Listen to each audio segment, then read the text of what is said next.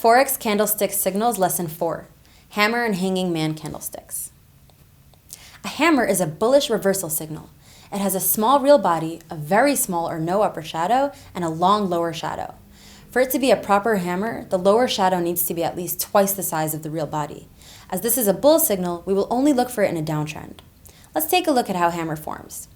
Bears were in charge at the start of the session and pushed the price lower.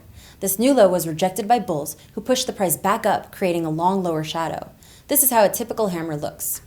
But an even stronger reversal signal is a hammer, where bulls managed to push the price above the session's opening and close at the session's high.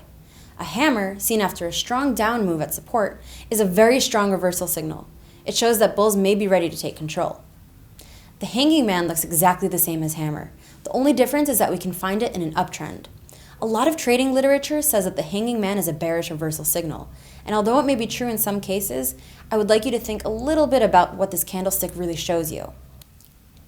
Remember that the hanging man forms the same way as the hammer.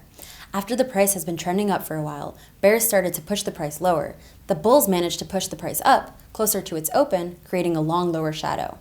Does this really seem like bears are ready to take control over the trend? I'm not saying I would go long straight away after seeing a hanging man, but I would definitely be careful about my short positions, as this could signal trend continuation.